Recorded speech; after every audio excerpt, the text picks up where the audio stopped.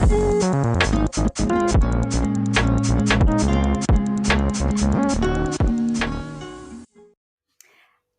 there, and welcome to episode 11 of the Or So She Says podcast. My name is Narissa Shea, and I am a personal trainer, nutritionist, sport and exercise psychology consultant, yoga instructor, and a professional Irish dancer. Oh, I absolutely loved recording today's episode. Obviously, I'm recording the intro after I've done the episode this time. And I actually could have talked to these lads all day. Like, I absolutely adore their Instagram page. And if you are not following them, I promise you by the end of this podcast, you will be following them because they are just two rays of sunshine on the world of online. And honestly, I'm loving watching their journey. I'm loving how much they've just blown up in the last couple of months, and I love the message they're spreading. So, with that in mind, today I am going to be talking to the Molloy Twins. So, Adam and Lee are twin brothers from Dublin, and they both worked in the fitness space as PTs, and they then set up the Molloy Twins Instagram page in May 2023. So, not that long ago at all. Originally, the plan was to use the page to promote their online fitness coaching. However, they soon lost interest in the idea of just being another fitness page and decided to make something that was more aligned with the kind of content they want to make and the message they want to share. So they switched their focus then from fitness to personal development, which of course Narissa is loving, absolutely loving. Not that I don't love fitness pages, but anything mindset related, personal development, I am all there for it. So in August, they actually released their first book called Better Than Before, which gives the reader 5 rules that they can use to help get them closer to the kind of life they want. So they've also just recently launched their own podcast called the Molloy Twins Podcast. And they've also been on different podcasts and radio stations over the past few weeks, spreading their message and trying to encourage people to dream bigger, work harder, and to pursue the things that matter to them. They're actually, the two Johnnies had them on as well. And I remember seeing this. I was like, oh my God, that is so cool. I was like, lads, you have to come on to my podcast. So it was just, we had such nice chats. We talked about so much. We covered a range of things. And as always, I had set questions and we went completely off the cuff a good few times because I was just loving the vibe of this podcast. As always, if you do enjoy this podcast and you find this episode helpful, please feel free to share it with your friends, with your family, with anyone who you think will listen. Share it on social media, maybe give it a like, a subscribe, a rating if you're on Spotify. It really does go a long way in helping small creators like myself and the lads spread what we would consider a very, very important message. So without further ado, here we go. Episode 11 of the Or So She Says podcast with the Molloy Twins. Hello, lads, and welcome. How are you both today? All good. Thank you very much. I'm very excited to talk to you. It's like we literally started connecting on Instagram. It was like not that long ago, was it? Couple of months, maybe. Yeah. And I love it. I'm actually like, yous are absolutely blowing up at the minute. And we have actually tried to do this podcast a few times. And then something keeps coming up with like mainly me having to go away or today. I was going to say, you're the problematic one here, not us. Am I the issue? Am I the issue? Yes, I am the issue. I was like, and then today I was just saying before we came on, I was like, my neighbor started drilling and I was like, will I postpone it? And I was like, no, we're just going to go with it anyway. So before we get stuck in, right, I was actually listening on my way back from Belfast yesterday to like all the other podcasts and stuff you've been on. And I know you've recently launched your own one.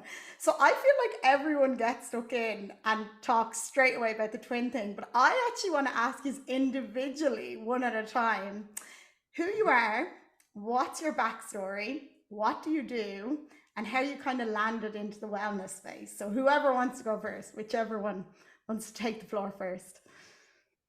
Lee, will you go? I'm trying to set up these headphones so I can get the mics working on. Yeah, of course. All right, so I'm Lee and I'm Adam's twin brother. That's all you need to know. No, yes.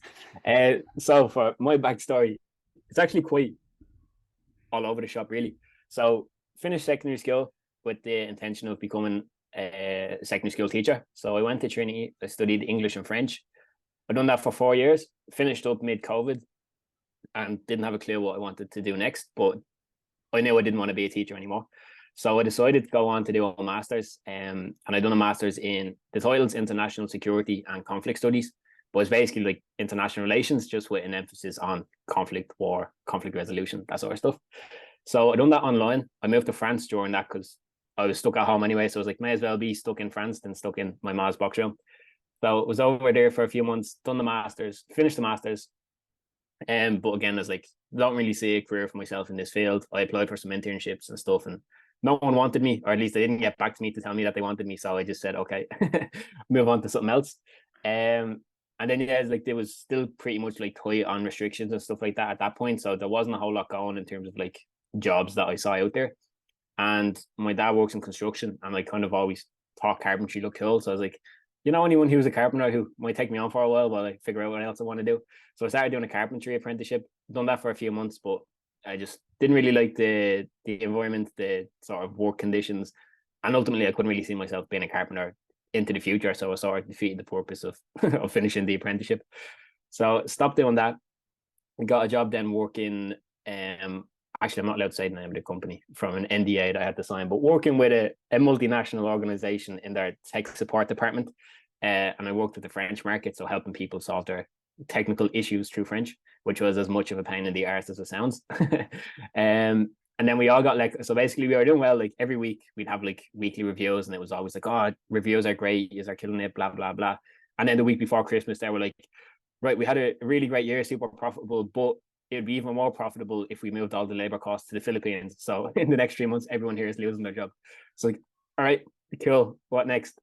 And then at that point, I was kind of on a weight loss journey already. And Adam had done a personal trainer course, and I thought like, he seemed to enjoy being a PT. Being self-employed looked cool, and it was just something different. So I was like, I'll sign up, I'll do the course, and if I like it, I'll try being a PT. So done the course, finished that in March, went working in the gym then from March until August. Just finished up in the gym last month. And then obviously me and Adam started doing this sort of Molloy Twins stuff around June, July, released our book, have the podcast out now. And yeah, we're trying to just figure out where we go from here. Nice. That is a very cool story, because I was like listening to all your like podcasts, but like in all of them I was like, yeah, but what were they both doing before this? I was like, how did this become a thing? I was like, I actually want to know the backstory of both of them. And I was like, and then we can jump into the twin thing. So that's actually really cool.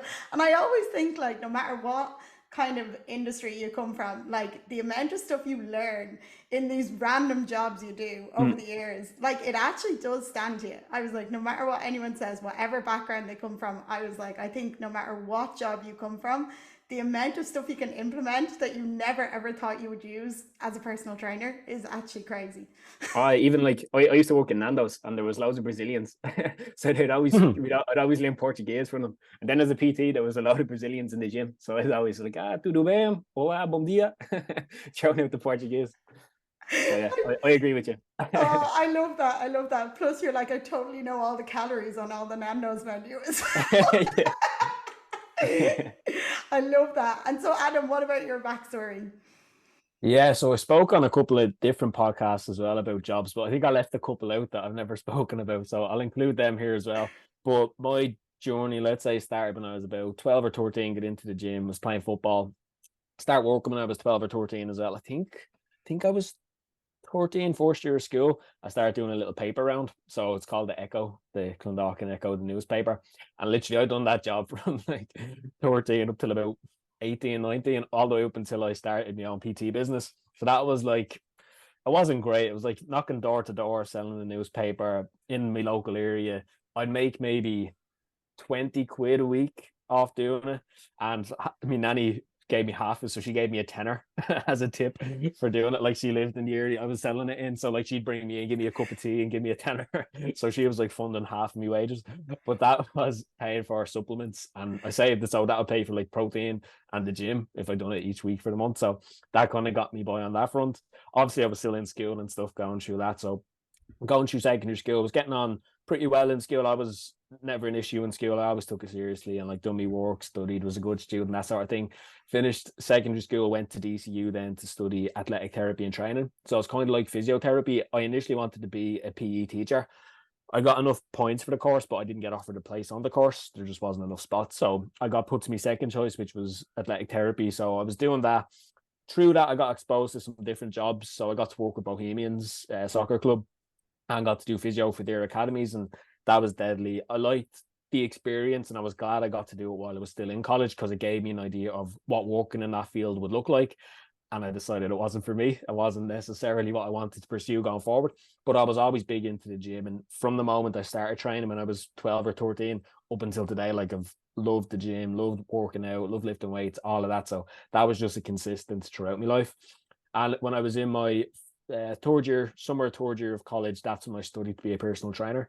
And it was a little course, so it didn't take too long. So in my final year of university, then I set up my PT business, stopped selling the newspapers, and was in my final year of college. And I was doing that for a few months. It was obviously busy because I was in the gym in the mornings, then off to college in the day, then back to the gym in the evenings doing clients. And that went on up until February of 2020, whatever year when COVID kind of kicked in. And that shut everything down. And at that stage then was a big turning point for me. It was an opportunity to just kind of stop and say, right, where do I want to go from here? Because I've been forced to stop training clients in the gym. I've been forced to stop college in a sense because it was all online and I was in my final year anyway. So it was coming to the end of that road.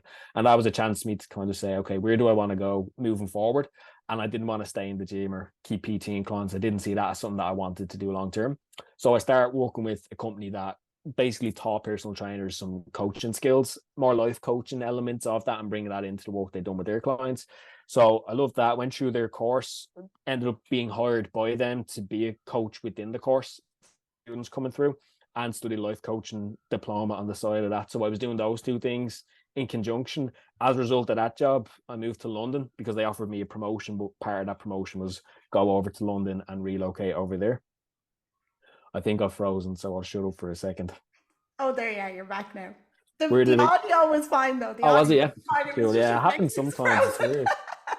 I just thought you were really still. I was like, yeah, because I was looking, I was like, Lee is like staring into me soul here, not blinking. So if it kept, I'll keep going where I finished up. Then if the audio kept going, so I was moved over to London as part of a promotion I got with that job, and that was cool. But spent about a year over in London, learned a lot. That company ended up shutting down and going in a different direction. So I came back over to Dublin. And as a result of being in that environment, in that space of teaching coaches to coaches and that sort of thing, I got another role with a different company, which I'm working with now full time, which is like a fulfillment consultancy is what we do. So we consult with businesses, not just fitness businesses, but anyone who's online running courses or programs and stuff like that on the fulfillment side of what they do. So that's what I do full time. Then obviously me and Lee kicked off into Molloy Twins not too long ago, and I've tried to make as much progress as possible in that little time with the book and getting onto podcasts and getting our name out there. And that's where we're at now, is trying to continue to build that brand, keep going with the momentum that we have built so far, and hopefully keep spreading the good word. Oh, yes, sir. But I was so curious to know your backstories, because I was like, this is going to sound a little bit mean. I don't mean it to sound mean, but saying people are just personal trainers. I understand as a personal trainer, we're not just personal trainers. There's a lot that goes into it. But from the content you were giving out and everything, and the messages spread and how you show up online and the whole mindset element, I was like, these lads have done a lot more. I was like, what else have they done? What other courses have they done? Or what jobs have they had?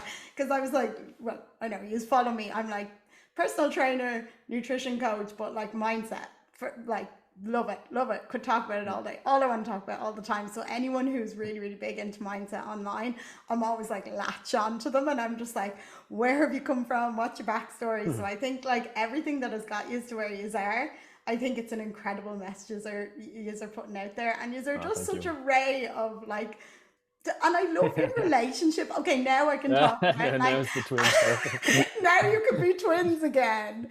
But like, I just think it's amazing, because something I wanted to talk about was actually something I haven't talked about in a podcast, but I talk about it a lot to my clients. And you put up a post about it recently, is like the role of the environment in how people show up in the world. And do you kind of believe in that whole phrase, you're the average of the 5 people you spend the most time with? The reason why I'm asking this is you two are like each other's number one fans, which I think is amazing. So I feel like the fact that you have both had each other throughout your whole lives, you've had that incredible support system. So like, how important do you think it is, like the environment people are in, where they're growing up, the friends they have, all of this? You did a really good post on this recently, so that's why I'm asking you. Well, I'll speak for myself at least. Like, I am 100% a better person for having Adam in my life. And any periods we've ever gone through, whereas like when he moved to London, for example, or when I moved to France, I felt a void.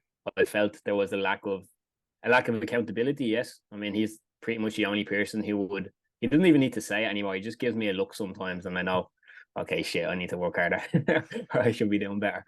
But he's that accountability, but he's also like a great person to bounce ideas off, and just like, you know, the way there's some people, and it can even be friends sometimes, and it feels like around them you still have to hold a bit of yourself back.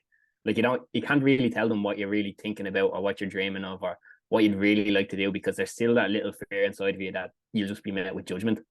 Whereas like with Adam, I feel like I could tell him I wanted to build a spaceship and fly to Mars and open a coffee shop, and I feel like he'd support me. So yeah, I mean, and then back to the point about you're the average of the 5 person, or the 5 people you spend your most time with. I do think it's true, but I'm kind of a cop out, because I don't even have 5 people that I think I spend time with. It's kind of just Adam. But yeah, definitely environment matters.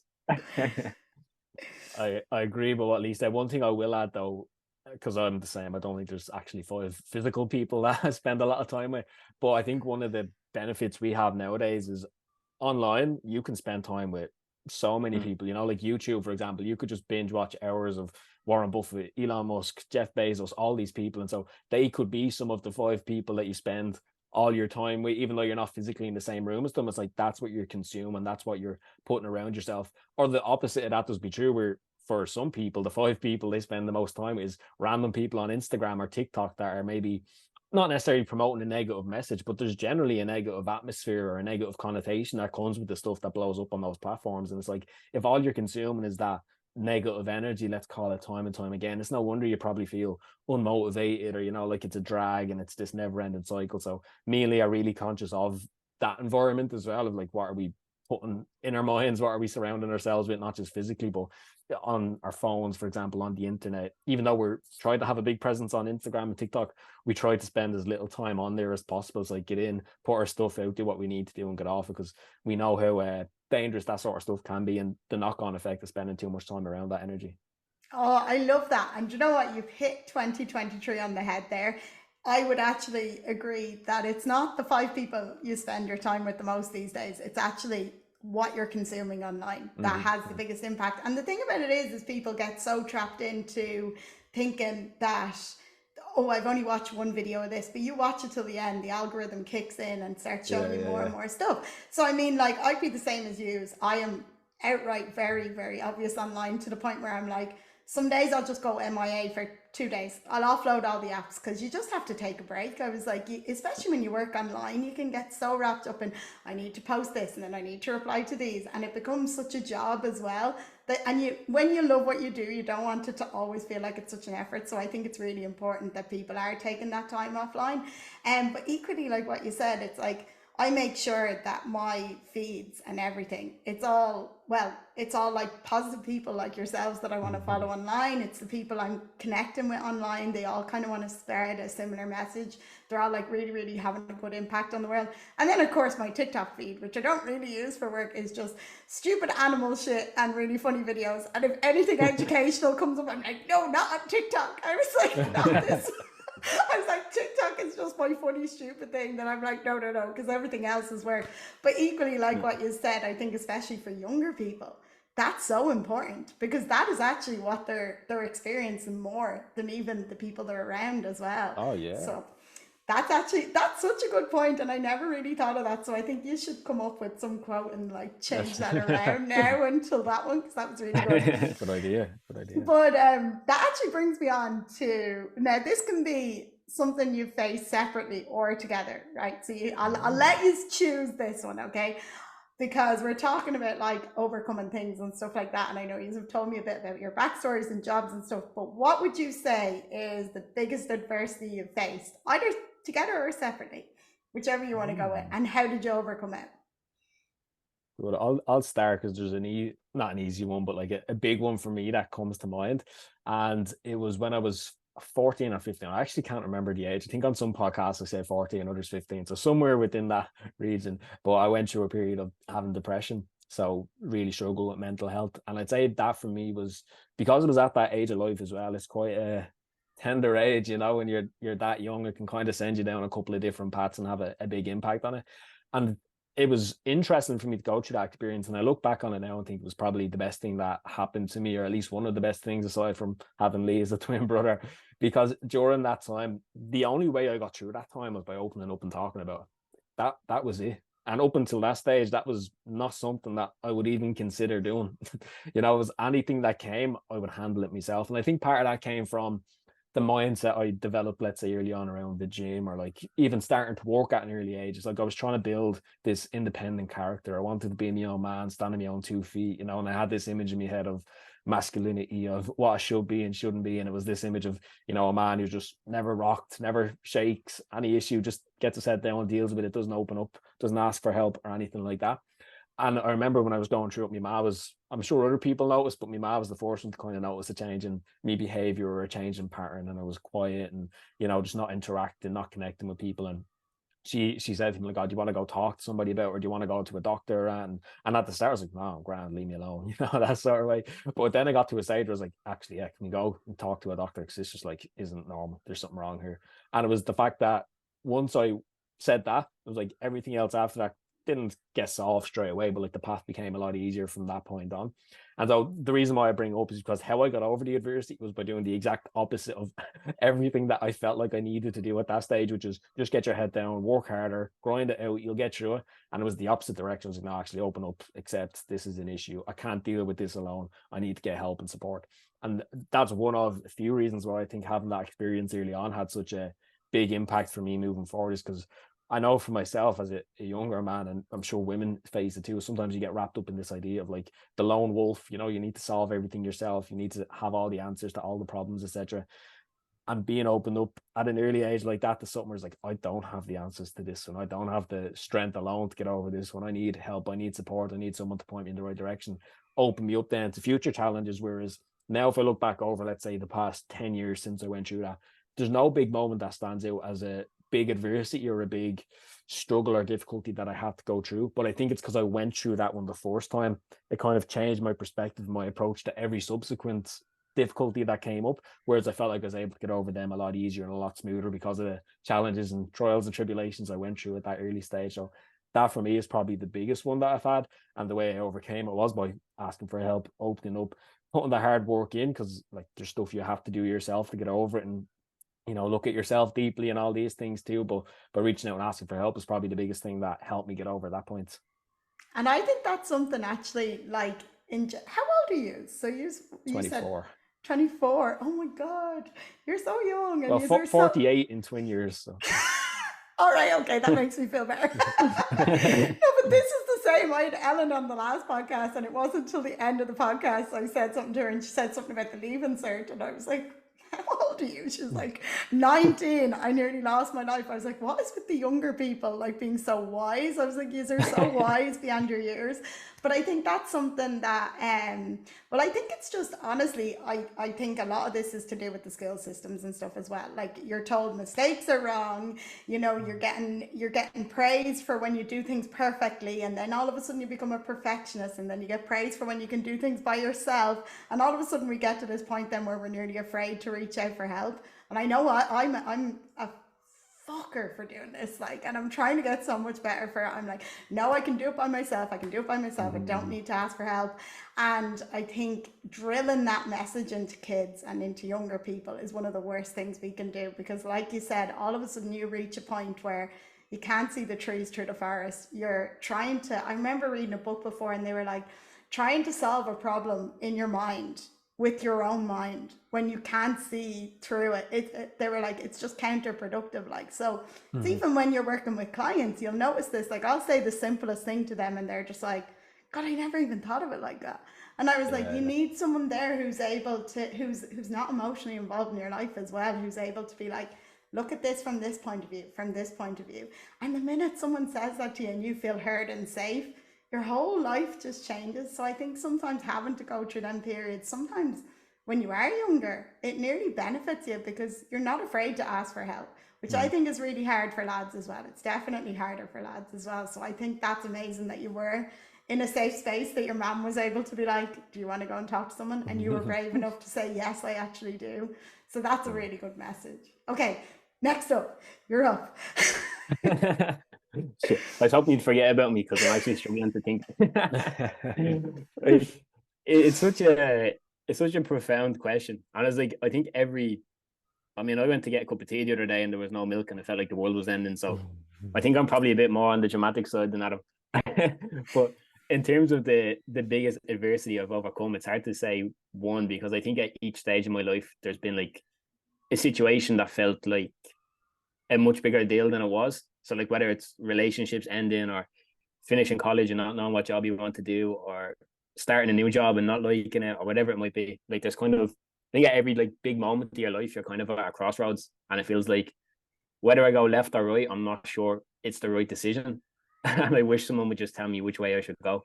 So I don't know what the biggest adversity I've had to overcome, but I would say that the biggest lesson maybe I've learned from it, or the biggest thing that I carry with me today that I probably could have benefited from having earlier on in life, was just having the attitude of, I'm just going to try my best, and whatever happens, I think I'm good enough and smart enough and capable enough to overcome it and make the best of it. And because I think any of the great things that have happened in my life haven't come from a place of certainty. It's just come from a place of being willing to try and not letting the fear of failure outweigh the possibility of the great things that might come from it. And do you find you've gotten braver now as you're getting older? Do you take more chances now? I definitely, yeah. And I think it's a mixture of getting older and obviously the experience that comes with that, but also having Adam by my side. Like, as I said earlier, I was like, I could launch a spaceship to Mars and he'd be cool with it. But it's like, it's almost like a safety net. Like, I know if I needed a couch to sleep on or somebody to feed me, he wouldn't ask any questions, and vice versa. So it's almost like, even if I fail and everything goes horribly wrong, I still have at least one person in my corner. Yeah.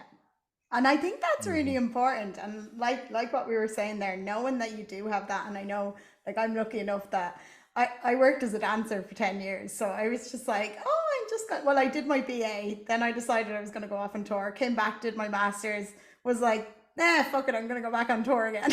But it was always my dad in my corner just being like, well, if things go tits up, you've nowhere to go. Like, you always have home. And it's that safety blanket. And I think knowing you have those people in your corner, not everyone is lucky enough to have it. Like, it kind of pushes you a little bit more to just be like, fuck it, I'm just going to try. Yeah.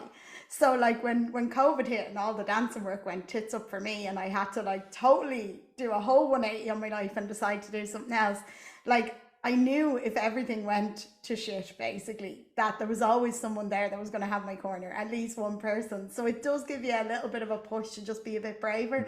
And something I always say to my clients as well is, I'm like, the more you push yourself out of your comfort zone, and the more you keep doing these things that a while ago, maybe you'd be like, geez, I wouldn't have even thought of that, right?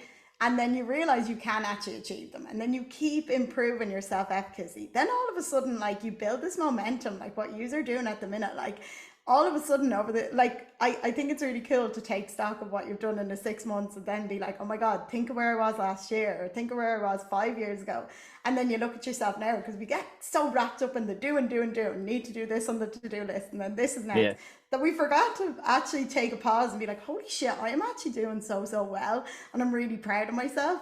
And I think you should be really, really proud of yourselves, because like, you are absolutely blowing up and you are doing amazing things in the space. And like, this is within, like, you didn't launch this page that long ago, did you?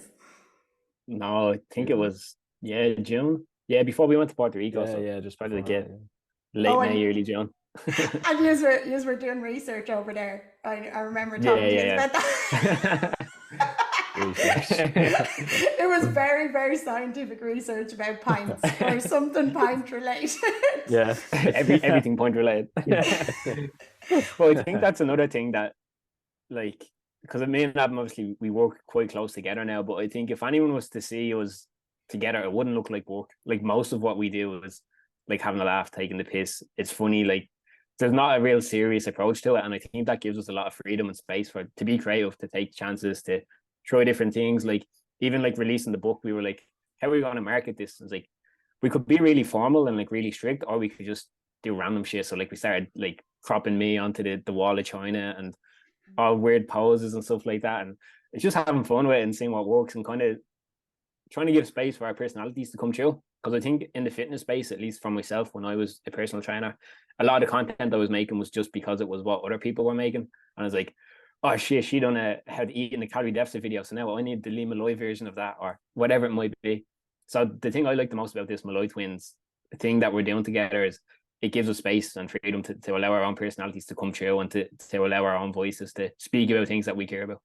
And that's what the internet needs. And this is actually something that, like, I think when you enter this space, it can fall so easily. Like, you fall easily into the trap of trying to follow trends, or this audio is trending and this is trending. Yeah. It's actually funny because I got an email earlier and they were like, let us know if there's any videos trending that you want to do this month for your brief. And once again, then I was like, oh my God, I'm doing the same thing again. Whereas I started recording longer videos, and like, that's literally sacrilege in the space at the moment. Like, oh my God, it's over 40 seconds. No one's going to watch it. And I was like, I can't fucking explain what I want to in 40 seconds, which is why I love podcasts. I love longer videos.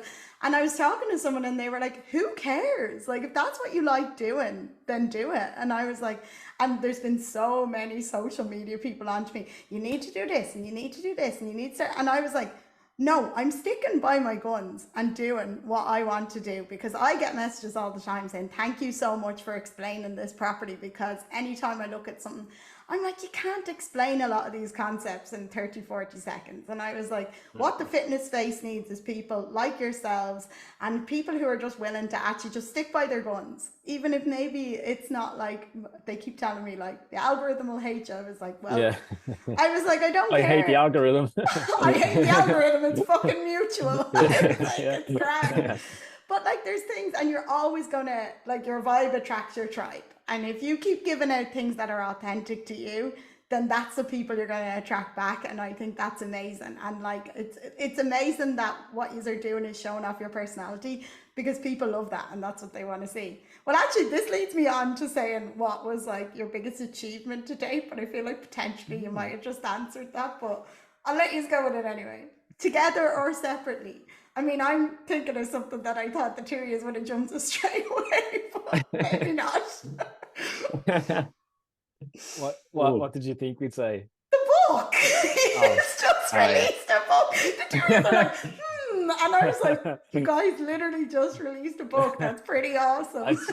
I'd say, like, personally, biggest achievement, I feel like for me, the biggest achievement that I'd say I had, even though I wasn't like massively successful, was my own business and like launching that. Because I was 19 when I done it, it was something that my dad's been self-employed from before we were born. So like, in a way, I think every kid tries to emulate their dad, or like looks up to their dad in certain ways. So that was kind of a chance for me to do something similar to that. And it's always been something that I've wanted to do. Like, even when I started the PT course, on the first day, they said, what's your ambitions as a personal trainer, whatever else? And straight away from day one, mine was, I want to have my own business. I want to have my own clients. I want to wear shorts to work. I want to, do things my way. I'm sick because I was working in a shoe shop called Clark's, by the way, up until that point, as a college job, like a side job.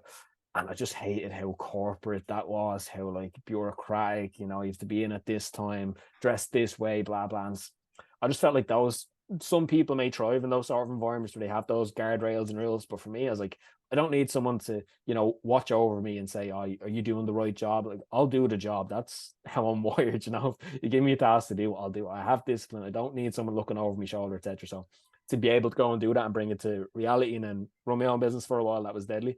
But between me and Lee, I think the biggest achievement, hopefully, I know I'm going to sound like a politician, but like, hopefully it's still yet to come, like our biggest achievements in the future. But I think up until now, the book has been deadly to put that together and then launch it and get some feedback and stuff like that. But I think the biggest achievement for me and Lee, and I'm sure he may agree, may not, is just having something that we both feel aligned on, that we want to really work on and work together on, because it's not our first time venturing into business a little bit together to do things, but it's been tough to find something specifically that we actually both give a shit about, you know, and actually want to sell. And even with Molloy Twins, it started as a fitness page trying to sell weight loss programs and, you know, bodybuilding programs or all these things, but even that stuff, it doesn't really connect with us. It's not really stuff that we're really super passionate about, which is why we turned off the fitness path pretty quickly and we stopped posting just about fitness content or trying to promote selling programs or whatever else. We moved more towards the personal development, the mindset side of things, because that's a message that both of us connect to, have both experienced, both feel like doesn't get pressed enough, or at least in the right way where it hits the right people when they need it. And that's a message that we're both happy to kind of go and put ourselves out there on the line to, you know, share our message, to get in front of people, to talk on podcasts, to do all these things about. So I think that's the biggest achievement for us, more so than the book, is having that message, having that movement, having that hill to die on with the Molloy Twins that we both want to be part of. I love that. But I think as well, like, you have to, what's the thing? Can't remember the proper quote for it. It's like about knocking on all the doors until you eventually find the one you're like, yes, yes.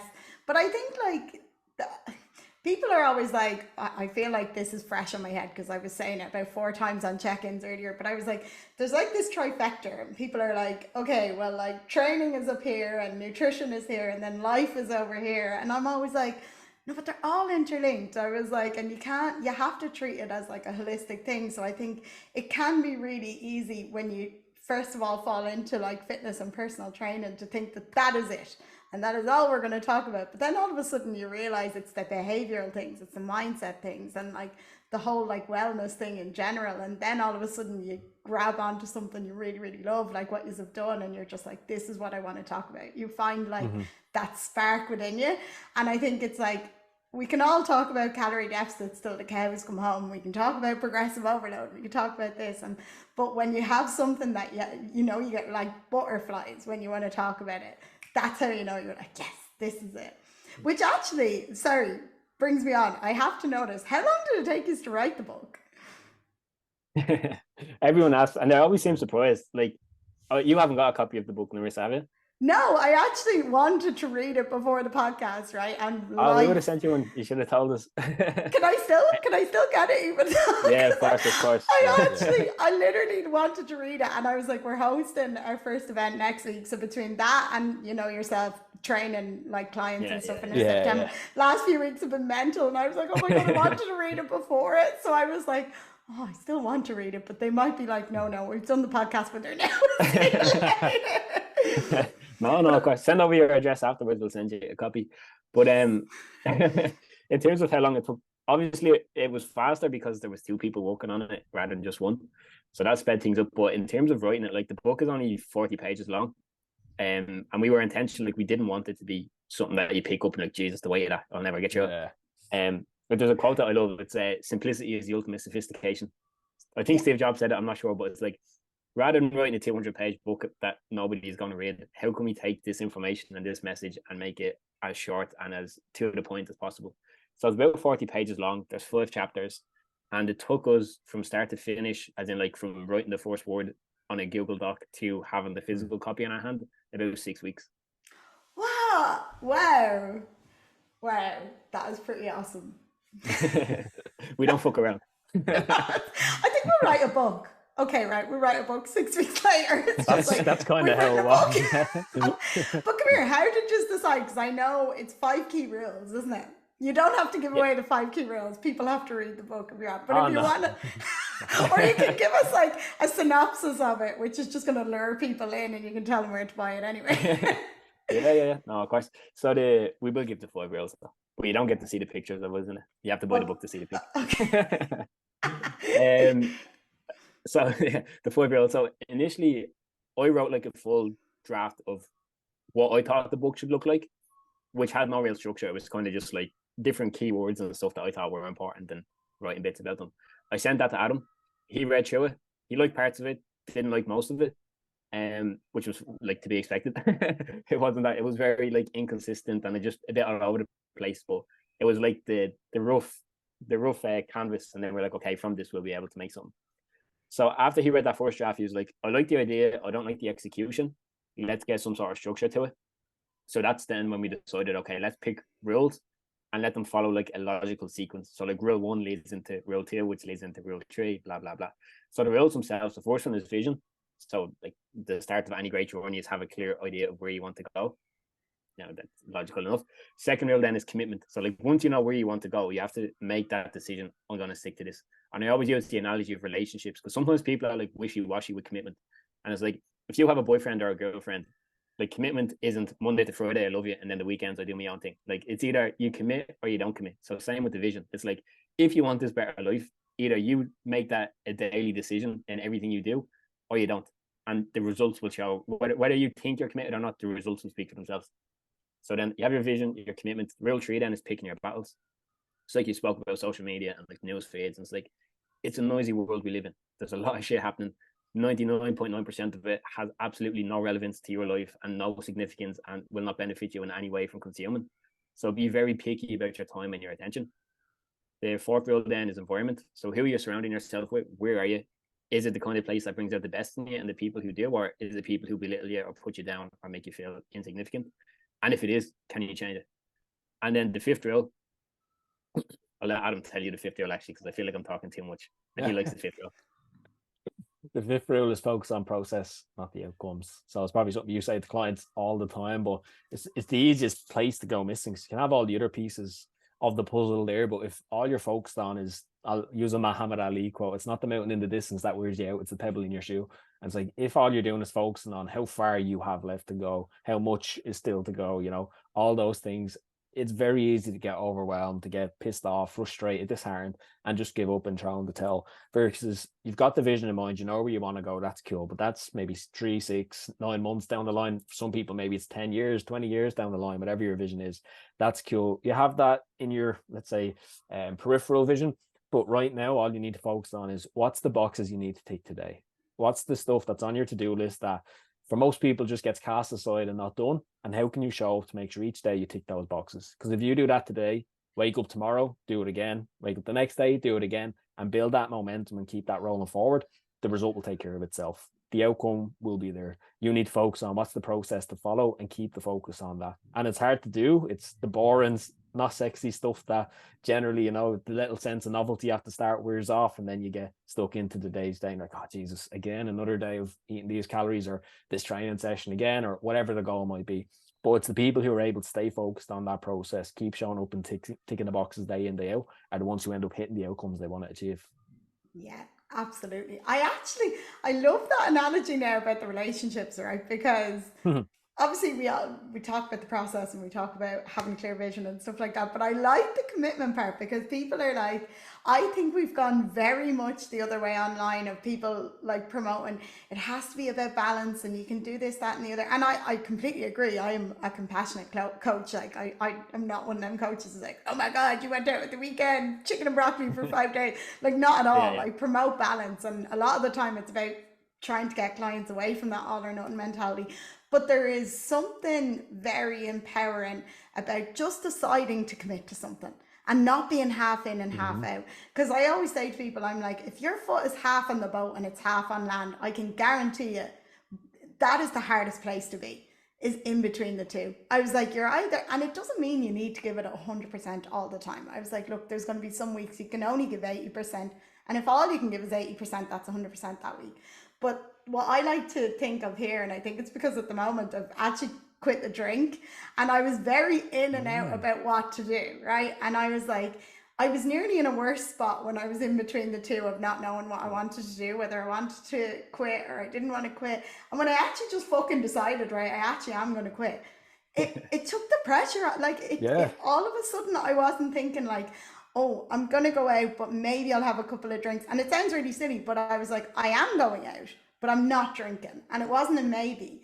And it was so empowering to just decide that it took that decision fatigue away, that I was like, I've literally been wasting more energy being half in and out of things for a while. Whereas when you just commit to it and decide you're going to do it, you're like, all right, okay, that's it. And all of a sudden then your values, your goals, they align a little bit better, and you're wasting less energy on just deciding whether you're going to do something or not. So actually just by committing to it, exactly like what you said, like you don't just do a relationship Monday to Friday, like it's the same with anything else. This is your goal. If you need to do something on a Sunday, like stop being a Monday to Friday warrior. Like if you like yourselves, you launch a business. Like I do find it hilarious though with people thinking the laptop lifestyle, and they're like, oh, I don't do 9 to 5 anymore. I'm like, no, you work for yourself now. You do pretty much fucking 7 days a week, 9 to 9. I was like, for the first while anyway, I was like, for the first 6 months it was like 7 days a week. But I was like, it's more so about, if this is something you really want, then decide to commit to it, and it gets easier once you actually just decide to fucking fully commit to it. And I love that. I really, really love that. Well, I love all the 5 reels, and I also love that you have like a roadmap for it. Each one leads into the next, so it's like actionable steps as well. That's really, really cool. Okay, I can't wait to read that. What was the hardest part about writing it? Was it actually narrowing it down to 5? No, it wasn't, because we decided on it being 5 reels before we set about really writing it. Which is thanks to Adam, by the way. Like I love writing. Like I would have wrote a book about, I don't know, the fucking grass growing during winter. Like just to be able to write about something, I would have written it. So having Adam there, he's the more like structured, logical one. So he was able to break down the rules and say, no, let's do 5 reels. And he was able to say, like, sequentially, it's like, let's start with vision, move on to this, move on to that. And then that gave me the framework to say, okay, if I had to write a chapter about vision, what would it look like? And then we were back and forth on that. So the hardest part for me, to be honest, was just finishing the project. Because I'm one of those people, like, I kind of always feel like I need something to be working on, whether it's writing a book, editing a podcast, making reels. Like, I just like having a task to do and something that feels meaningful. And the book was like such a big thing for me, because it's been something, like, I studied English in college. So I read a lot of books, and I was like, one day I want a book with my name on it. I don't know what it will be about, but I want that to exist. So finishing the book and that project, kind of moving from being a writer to trying to market it and sell it, I was like, oh, I don't want to give it up yet. I want to keep writing. So for me, seeing that project like reach completion and having to like just put it out into the world, I found that more difficult, I think, than people would think. Okay. Do you think that's like the perfectionist in you, or do you think it's that you just liked having the project because it was like, no, I'm actually enjoying this so much, enjoying the process? There you go. I did. I loved the process. There's definitely a perfectionist element, and I think having Adam there kind of kept that at bay, because rather than relying on my own internal judgment of, is this good or is this not good, I was able to say, what do you think it is? And he's like, oh, I love it, or no, it's shit. I was like, okay. I trust his judgment enough to think he's correct. So, but yeah, I think just I enjoyed writing this so much, and I enjoyed having that creative space that I like seeing the book reach completion. It was like, when will I have this opportunity again? You just write another book. Yeah, we have 3 more on the way. Really? I was like, oh my God, that's so cool. My girl who's doing like my website and stuff, like I just said to her, because she's been like giving me loads of ideas for stuff, she's like, you have to write a book. I'm the same as you. I love to write. And in this day and age, like I actually, like I was writing so many blogs when I first started this, and then obviously everything's like video content. And she was like, you need to write a book. And I was like, I actually do need to write a book. It's like my favorite thing to do is just go MIA and actually just write. And like I think there's something, I think it's when you're really into reading as well. And like I've been flying through books since I got my Kindle, and I was just like, you just have to, I've been so focused on thinking that I have to do all these videos, but I was just like, why am I like exactly like taking my own advice here? I was like, podcasts. I was like, podcasts don't need to be short. I was like, books don't need to be like literally 30 seconds long. I was like, so like about finding that form that you can communicate best, I think is amazing. But we all just fall into the trap of seeing these things and we're like, oh, we have to do that in order to be successful there. And she was like, you need to write a book. And I was like, okay.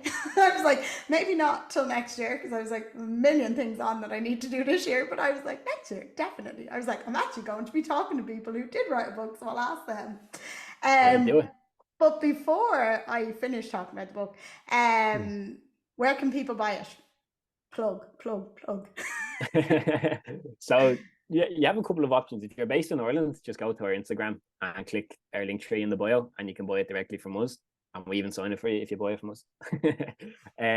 Otherwise, if you're outside of Ireland, the best place would be Amazon. So like Amazon, if you're in France, use Amazon France, Amazon US, wherever you're based, and you can get it there. Perfect. Nice. So this is actually, I didn't have this written down, but seeing as we're kind of talking about it anyway, what do you think are the main things that stop people kind of reaching their goals? Like, you've written a book about how to actually achieve it now. What do you think are the main things in this day and age that stop people actually achieving their goals? Doesn't have to Oh, be fitness related, it can be anything related. there's so many answers. The main things that could stop people. I would say a big one for people nowadays is comparison, like looking at other people and putting them on a pedestal and thinking, okay, well, I can't do that because this person's so much better than me and everything else. If you look at the books, for example, like there's so many best-selling authors, so many people who've bigger followings than us that have written books. It would have been easy for us to say, you know what, put the book on the back burner. Maybe we'll just focus on doing other stuff to grow our following, and then we'll write the book or all these other things. And like, you could justify anything to yourself if you look deep enough for the reasons why you should or shouldn't do it. And I think that's something we've always been conscious of, because even in the fitness space, for example, you hear all the time the fitness industry is saturated. There's too many personal trainers, blah, blah, blah. Like, that may be true to an extent. There is a lot of people in the fitness industry, but at the same time, there's only one of you, right? So if you go and try compete on the element of I'm another personal trainer, then you'll probably lose. But if you bring yourself to the table and show up authentically to you, like, that's a differentiator. No one can compete with you on that front. And in the online space, it's so easy to compare yourself to everyone else because it's visible, it's there in front of you. Looking at other people's highlight reels on Instagram of everything that they want to show you about how their life is so great and how good they are, and all the stuff that they don't want to show on camera, you miss. And you see yourself on a daily basis. You experience all the ups and downs that you inevitably go on and think, oh, well, I'm not this perfect figure of a man or woman or any other gender, so I just can't be these things, right? So I think that's probably a big one, is putting other people on a pedestal, playing down to yourself, and almost justifying yourself as to why you can't do all these things based on all the evidence that you think you're picking up online or on social media. And I think it was maybe Steve Jobs who said it, maybe not, but essentially, like, everything in the world that you have, that you use, that exists today was created by people who are not that much better than you. There's not really much genius that they have that you don't. There's not a lot of ability that they have that you couldn't go and grow and develop. It's not to say you're the finished article now. Like, I'm not saying you go write a book, for example, today and it becomes a bestseller, but if you go and put yourself in the process, are humble, are willing to grow, to learn, to fuck up and make mistakes and pick yourself up and go again, there's nothing stopping you from reaching the heights that you see other people that you're looking at saying, oh, how did they get there, or even surpassing them. But it all starts by you kind of getting out your own way now and taking those 4 steps that maybe aren't comfortable or don't feel too confident with, but are completely necessary and even essential for you to ever hit the heights that you want to get to. I love that. It's like, it's the one thing I'll always be like, get out of your own way. I'm like, a lot of the time, there's no one else standing in it. You are putting up them roadblocks for yourself, telling yourself why you can't do something. And it's why I kind of, whenever I was doing up my talk for this event next week, and I was talking about goals in it, and I was just like, to a certain extent, yes, SMART goals are great. I was like, but when they talk about the realistic part of them, I'm like, okay, obviously, when I'm not going to jump out there and pretend I'm going to be able to fly without using anything to that extent. But I was like, you have to remember, the people who invented flying, like, they had to dream that they had to dream massive. I was like, and the people who've done incredible things in this world, they would have been told they're absolutely batshit crazy. So I was like, to a certain extent, when you're setting goals, the only way you're ever going to break the mold and do something completely out there is if you genuinely just believe that you can do it, and you're like, fuck it, why wouldn't I try? Like, what's the worst that can happen? You fail. And I was like, we have this whole negative connotation with failure, whereas I was like, who cares? I was like, if you learn something, then it doesn't matter. And if you never try it, then how are you going to know? And I know it can be exactly like what you said. We're seeing people's highlight reels and all that. But then you look at like J.K. Rowling and all. I'm like, how many times they were refused from, like, and we hear all these stories and we're like, yeah. But then when it comes to us, we get one refusal of something, or we get one rejection of something, and we're like, no, it's not for me. I'm like, no, like, if you really, really want to achieve this, you have to be willing to keep knocking on the doors and actually believe that just because one person said no to you, it doesn't mean that everyone is going to say no. And that can be really hard because people do not like, none of us like rejection. Obviously, we don't like rejection, but I was like, that's where the self-belief comes in. And that's where you really, and it's amazing that you used to have each other for that as well. I was like, that is really, and having people in your corner that are like, I do believe you can do this. Like, but equally, you have to believe in yourself too. You have to be like, right, okay, fuck it. I'm going to do it. I have a tattoo on my arm that's like, forge, don't follow. Because I'm like, if you want to be the leader that you wanted when you were younger, you have to forge your own fucking path. I was like, so you have to stick with your guns in some things, no matter how many times people are telling you, you'd be better off doing this. And I'm like, no. I do listen to people most of the time, but I just mean with certain things. I'm like, no. I have this idea in my head and I always promise to show up this way on social media. And I was like, I don't care if you're telling me that if I just did this one thing, you could get this many followers. I was like, yeah, but then it's not authentic. I was like, it's not what I want to do. So it can be hard when people are like dangling the carrot in front of you and you're just like, it would be easier to go this way, but no, I'm sticking to my guns. But yeah, who would be your biggest, like, what's the word? I don't want to say, what would be the people that you look up to the most? I would say you're going to say each other, actually, aren't you? We can give a different answer if you want to. yeah, go for it. All right, I'll go first.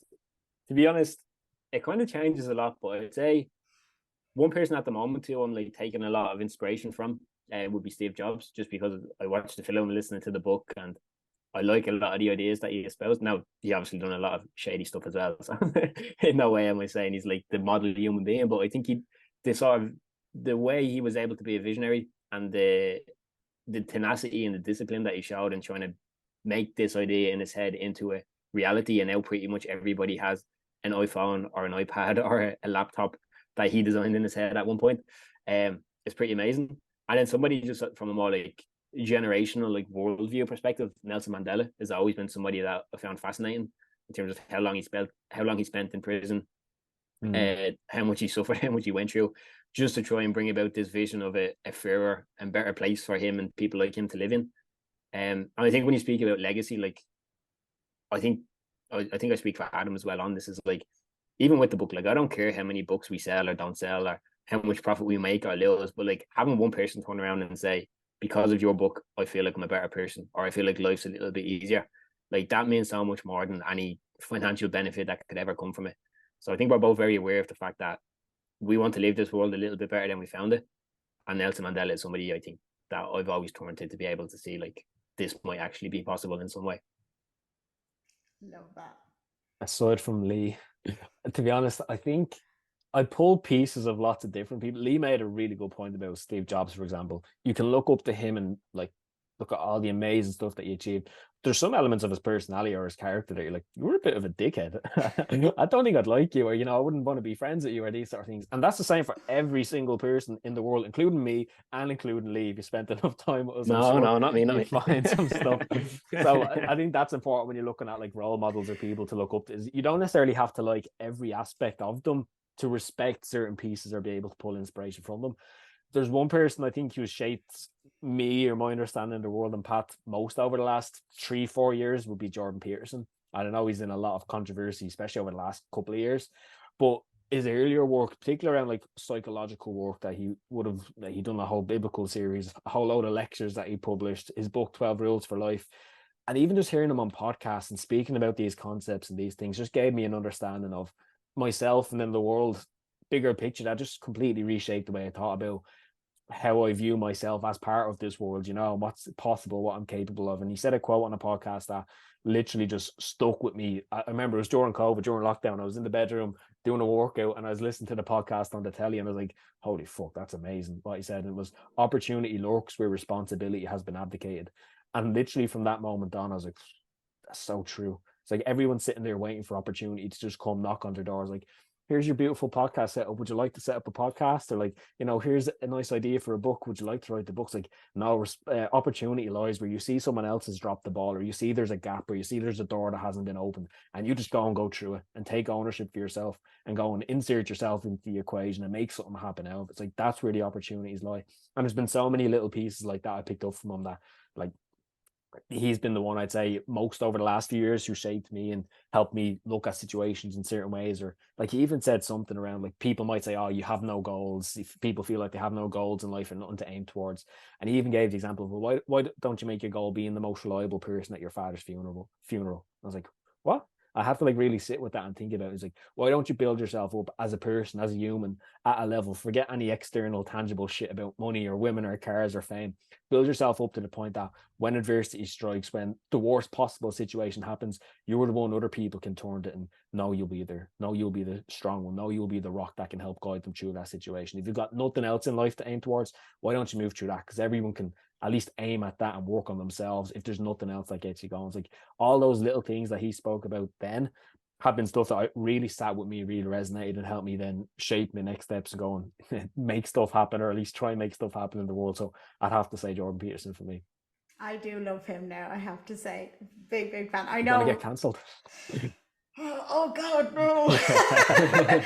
No, but like you said, like with anyone, and I actually think I said this on a podcast recently. I was like, there's a lot of people in this world I look up to, right? Doesn't mean I necessarily agree with everything they say. You'd just be a sheep if you like agreed with everything they said. But you can take bits from every single, like every person in front of you is a teacher.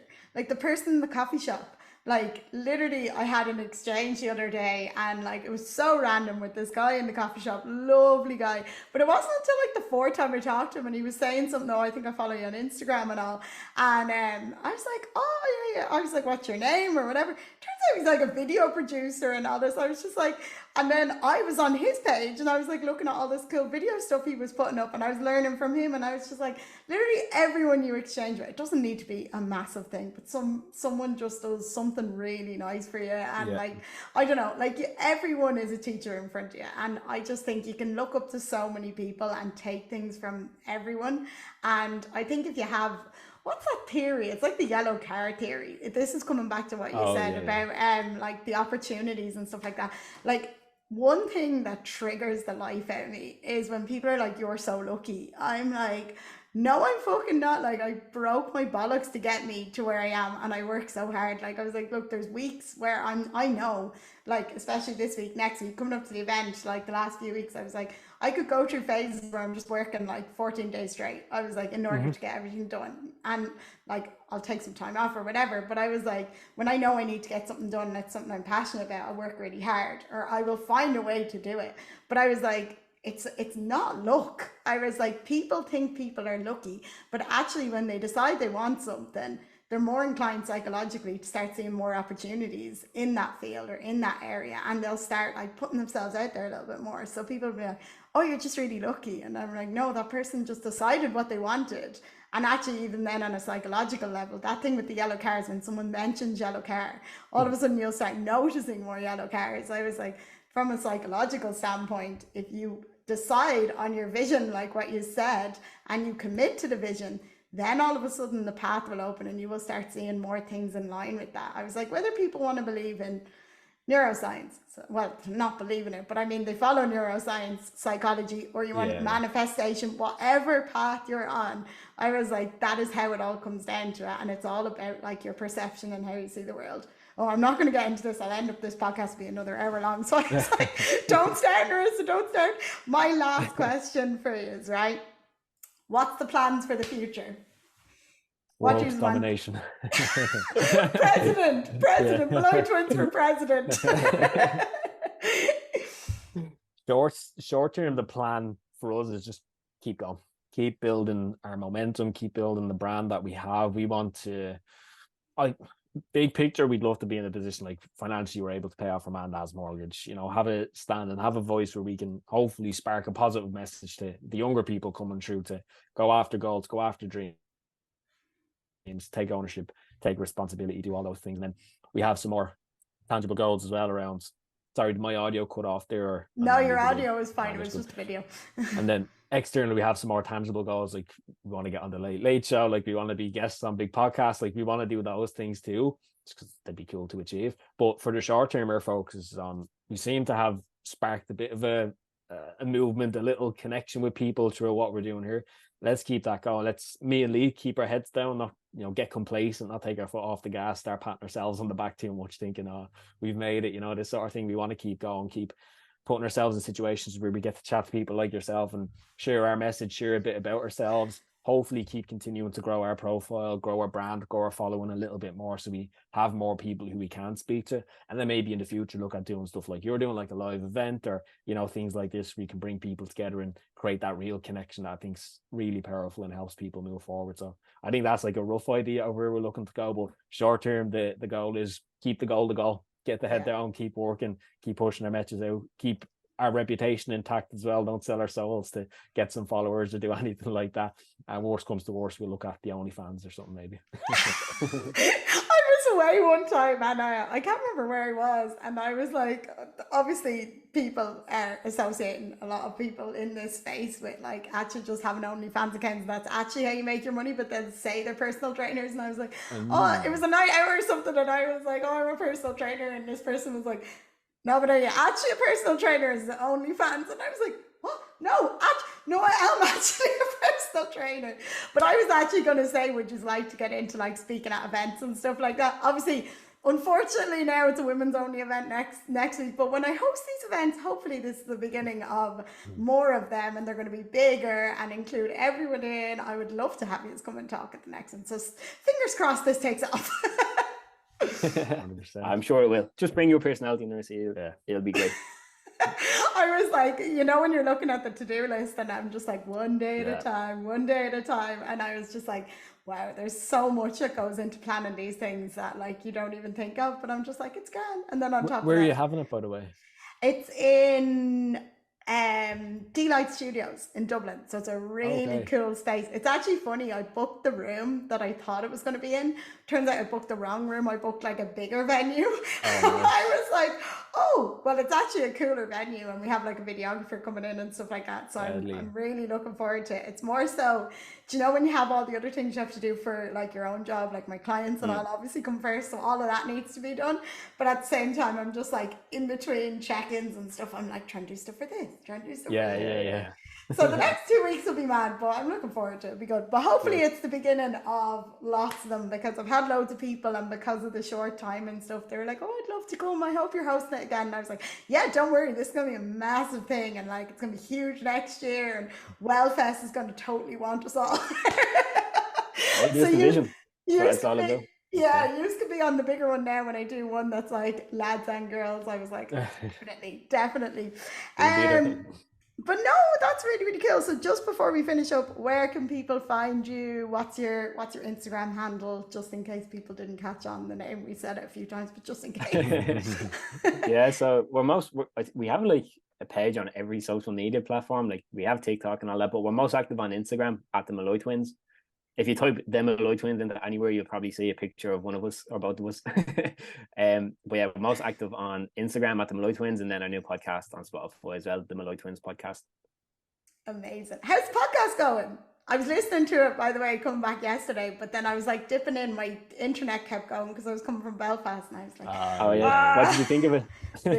Really good. But there was like, I was listening to that, but then also I was like, have I missed something? As in, I wanted to listen to one of your other podcasts, because I was like, I want to hear the backstory of the two of them and how they got into this. So then I was jumping and I was like, no, this is a perfect opportunity, because I haven't heard this yet. I was like, now I want to know exactly the backstory of how they came into this. Just because when you were talking on all the podcasts, like your mindset is just incredible. And I'm always obsessed with like knowing like what's people background, especially younger people, because like, when I was your age, and like I was talking to Ellen the last time, and she told me she was 19, I was like, you are all like so have your head screwed on, like for younger people. I remember like literally my biggest decision around your age was probably whether we were going out Tuesday or Thursday in college. I was like, are we going out 2 nights this week or just one night? And then am I going out at the weekend as well? So your mindset is just incredible, and you should be so proud of yourselves. But I will park it there because I know you're very, very busy. So thank you so much for coming on today, and hopefully I will get to see you in person soon. Hopefully. And can I just say, Narissa, also, thank you for having us, but also you're a very good host. Your questions were very interesting. You've obviously done your research, and it was a pleasure to be on with you. So thank you very much, and keep it up. Oh, no problem. Yes, I was. Well, I stalk your page at the best of times, but I was especially stalking it earlier because, like, there was a couple of things. My problem is, like, I find it really hard to, like, only ask a certain amount of questions because I get so carried away. I'm like, 6 questions back, and then I'm like, maybe one more. Yeah. But that was amazing. But thank you so much, and hopefully I will see you in the not too distant future. 100%. fingers And best crossed. luck with your events. I'm sure you'll smash it. Thank you. I'll chat to you soon.